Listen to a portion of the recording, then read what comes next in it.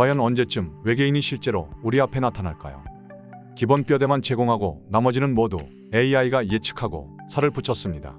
영상, 보이스, BGM, 효과음 모두 AI가 선택했고 한글 자막은 제가 입혔습니다. 약 8분 길이의 영상이오며 재미있게 보시기 바랍니다. It was a day like any other. The sun was shining, birds were chirping, children were playing in Central Park. Then the sky split open. A colossal spaceship, shimmering silver, descended from the heavens. It settled gracefully in the heart of Manhattan, crushing the carousel and the playground. The world watched in stunned silence. The military reacted swiftly, cordoning off the area. Tanks rumbled through the streets, their barrels pointed at the unknown. Fighter jets screamed overhead, ready to unleash their deadly payload. Fear was palpable, a suffocating blanket over the city.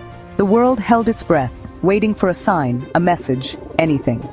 For a week, the spaceship remained silent, an ominous monolith in the heart of New York City. Governments around the world scrambled, deploying troops, readying weapons, preparing for the unknown. Scientists worked feverishly, trying to decipher the technology of the ship, hoping to find a way to communicate. The world was on edge, teetering on the brink of chaos.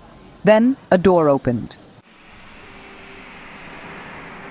A ramp extended from the belly of the ship, touching down on the grass like a celestial handshake.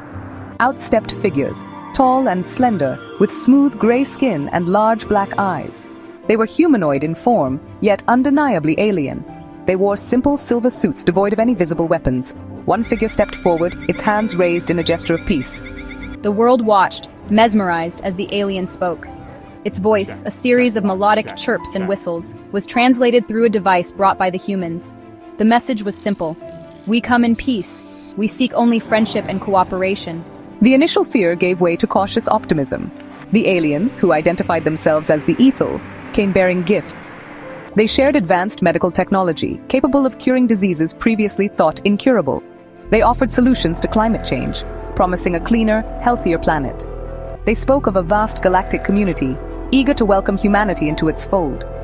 For a brief moment, the world was united.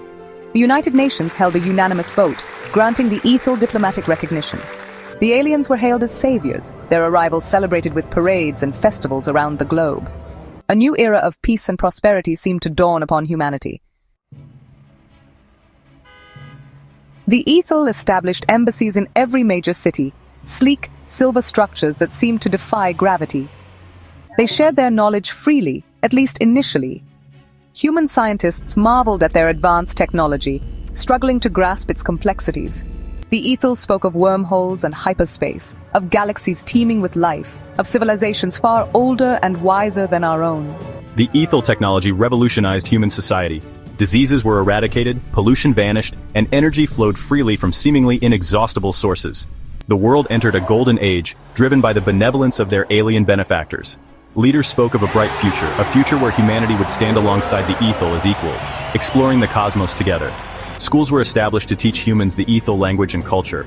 Joint research projects were launched, tackling some of the universe's most perplexing mysteries. Cultural exchange programs flourished, with human artists, musicians, and writers sharing their creations with the Ethel and vice versa. For a while, it seemed that humanity had finally found its place in the universe. But the Ethel, despite their advanced technology and seemingly utopian society, were not without their flaws. They were, after all, an alien species, with their own motivations and desires, their own agenda. And their agenda, as humans would soon discover, did not necessarily align with their own.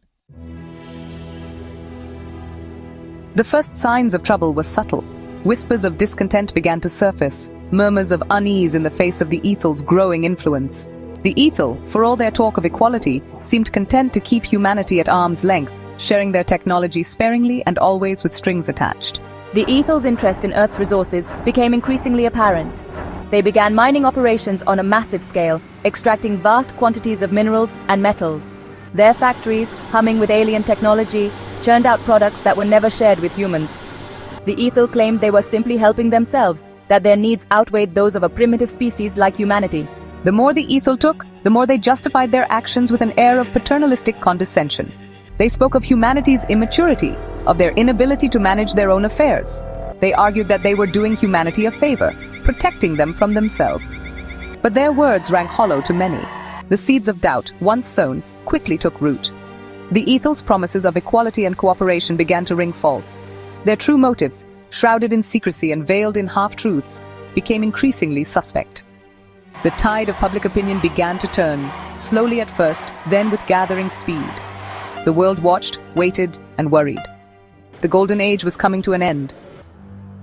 Torn apart by conflicting beliefs and ideologies, some embrace the Ethel, seduced by their technology and promises of a brighter future. They see the potential for progress and prosperity, and they are willing to overlook the growing concerns. Others, sensing a hidden threat, prepare for a war they fear is inevitable.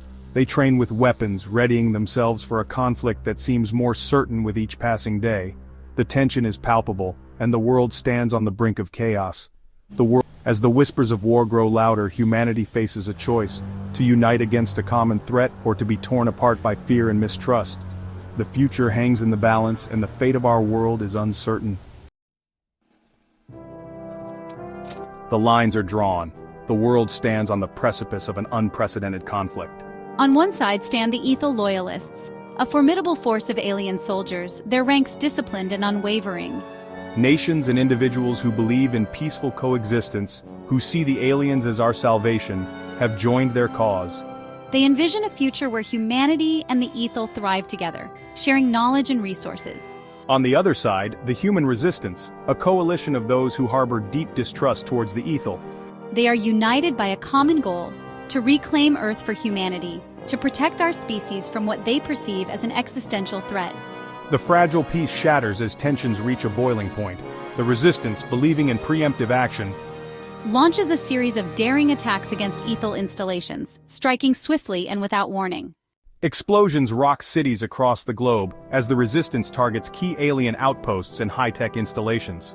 Chaos reigns as urban centers become battlegrounds, the once bustling streets now scenes of devastation. The Ethel, caught off guard by the ferocity of the attacks, respond with swift and brutal efficiency. Their technology, far surpassing our own, unleashes a devastating counteroffensive, their advanced weaponry cutting through resistance forces with ease. The world descends into war, a conflict that engulfs nations and spreads across continents. A war unlike any before it, where the stakes are nothing less than the survival of humanity itself. Human soldiers, outmatched and outgunned, fight with a determination born of desperation, engaging in brutal close-quarters combat with the alien invaders. The hope that once blossomed from the stars now withers under the shadow of their might, as the reality of war sets in. The fate of humanity is sealed as the Ethel emerge victorious, transforming Earth into their new colony.